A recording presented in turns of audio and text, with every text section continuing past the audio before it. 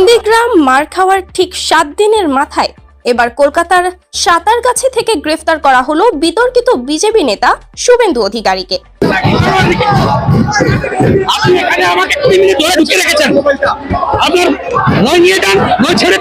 হামলার ঘটনায় আহত হয়েছেন পশ্চিমবঙ্গের রাজনীতিবিদ শুভেন্দু অধিকারী। অন্তত 5 জনের অবস্থা আশঙ্কাজনক। মাথায় গুরুতর আঘাতের কারণে পর্যবেক্ষণে রাখা হয়েছে শুভেন্দু অধিকারীকে। পদত্যাগ করলেন মুখ্যমন্ত্রী শুভেন্দু অধিকারী। আজ নতুন অধ্যক্ষের কাছে মুখ্যমন্ত্রী নন্দীগ্রাম আসন থেকে পদত্যাগপত্র জমা দেন।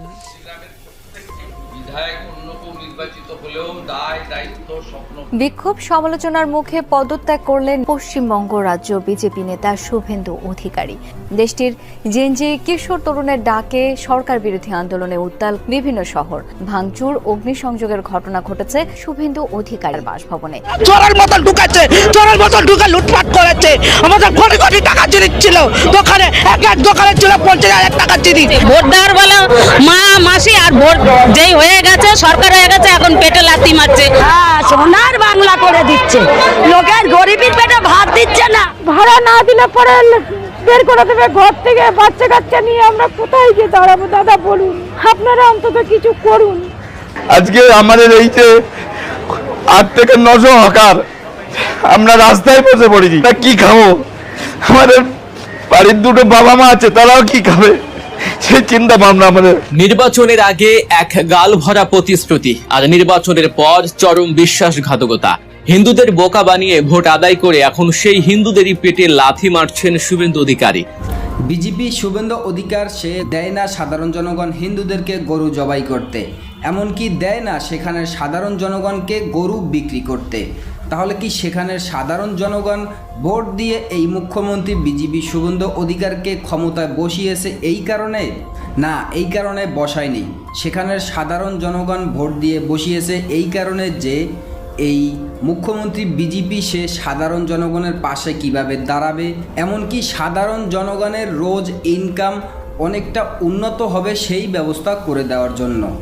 তবে এই সব ধরনের কাজ সে না করে ঠিক করেছে এর উল্টোটা, যেই কারণে কিন্তু এবার এই পশ্চিমবঙ্গের সাধারণ জনগণ ও মুসলিম মিলে এই বিজেপি শুভেন্দু অধিকারের বিরুদ্ধে রাজপথে ঝাঁপিয়ে পড়েছে তার পদত্যাগের দাবি এবং তার সর্বোচ্চ শাস্তির দাবিতে।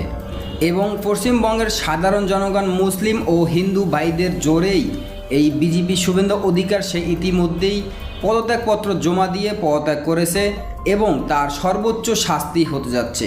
দর্শক, সেই বিষয়ে দেখেছেন ভিডিও শুরুতে কিছু অংশ শিরোনাম, এবার দেখবেন সম্পূর্ণ ভিডিও জুড়ে বিস্তারিত।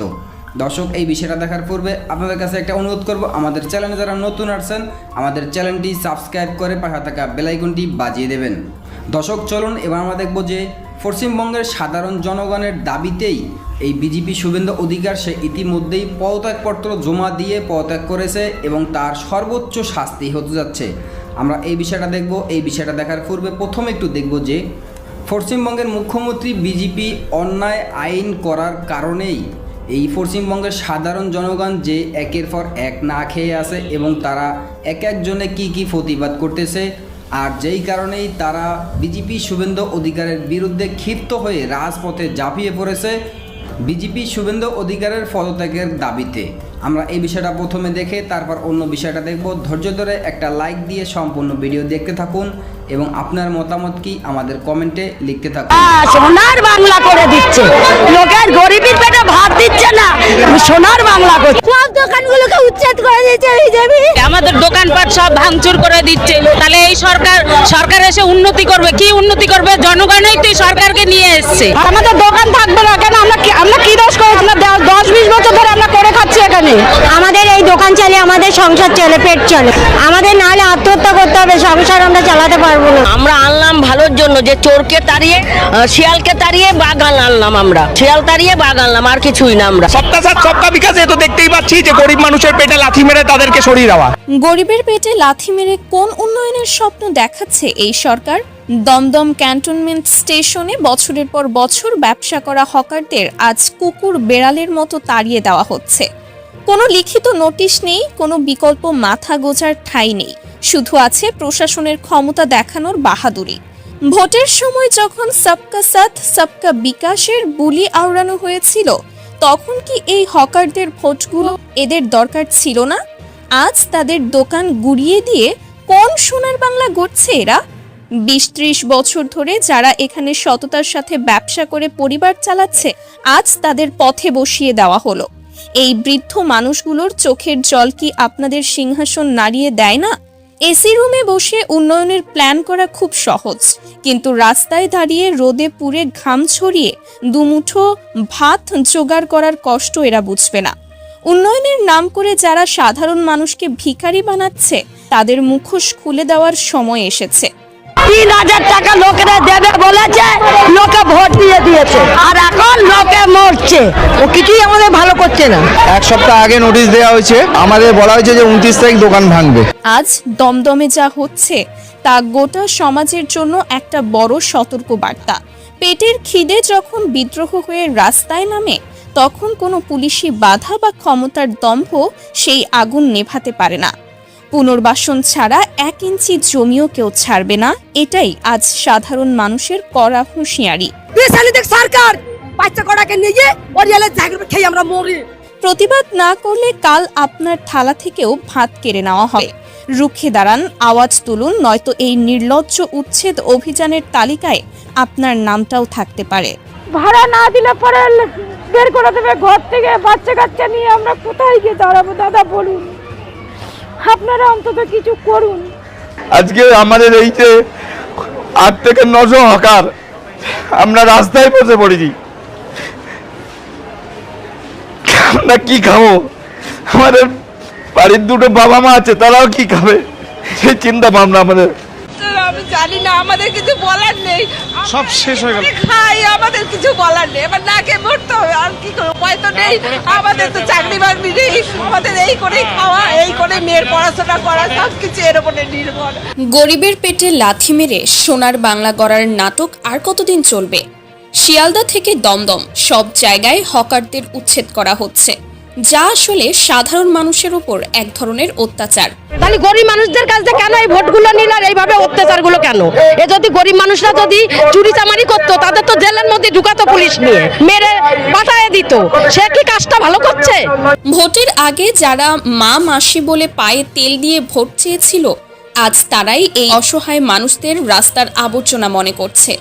যাদের সারাদিনের আয় 300 টাকারও কম, পুলিশ তাদের থেকে 1500 থেকে 3000 টাকা জরিমানা আদায় করছে।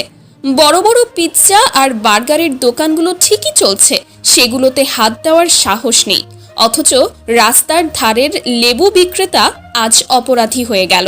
শুভেন্দু অধিকারী তো বড় বড় গলায় বলেছিল, বাংলায় বিজেপি এলে চাকরি দেবে, রেশন দেবে, 1500-এর জায়গায় 3000 টাকা দেবে।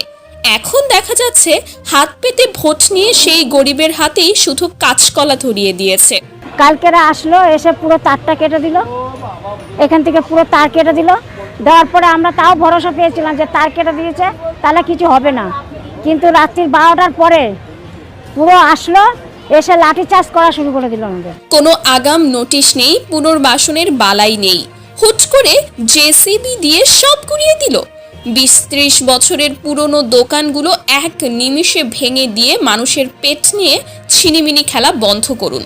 সাধারণ মানুষকে কাঁদিয়ে এই উন্নতির নামে যা চলছে, তা আসলে একটা বড় ধরনের ভণ্ডামি ছাড়া আর কিছুই না। সময় আমাদের মাননীয় শুভেন্দু অধিকারী বলেছিলেন যে হকার তুললে আমি অন্তত বুলডোজারের সামনে দাঁড়াবো।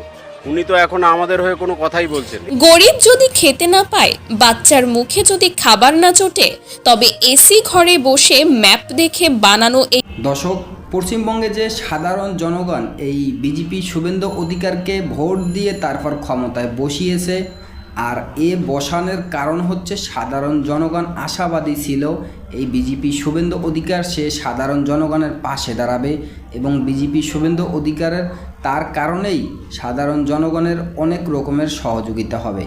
কিন্তু তার পরিবর্তে সে ক্ষমতায় বসার পরে এবার সাধারণ জনগণ এই বিজেপি শুভেন্দু অধিকারের বিরুদ্ধে একের পর এক প্রতিবাদ করে যাচ্ছে। কারণ সে এখন পর্যন্ত যে কয়টাই আইন করেছে সবগুলো হয়েছে অন্যায় আইন। তার কারণেই কিন্তু এই পশ্চিমবঙ্গের সাধারণ জনগণের কোটি কোটি টাকা লস হয়ে যাচ্ছে এবং একের পর এক তারা না খেয়ে আছে। যেই কারণেই একের পর এক সাধারণ জনগণ এই বিজেপি শুভেন্দু অধিকারের বিরুদ্ধে প্রতিবাদ করে যাচ্ছে এবং আমরাও দাবি করব এই বিজেপি শুভেন্দু অধিকার সে সাধারণ জনগণের উপর যে অন্যায় অত্যাচার করতেছে এর কঠোর ব্যবস্থা নেওয়া উচিত। দর্শক, আজকের ভিডিও এই পর্যন্ত। নতুন কোনো ভিডিওতে কথা হবে নতুন কোনো বিষয় নিয়ে। ততক্ষণ ভালো থাকবেন, সাথে থাকবেন। আসসালামু আলাইকুম, আল্লাহ হাফেজ।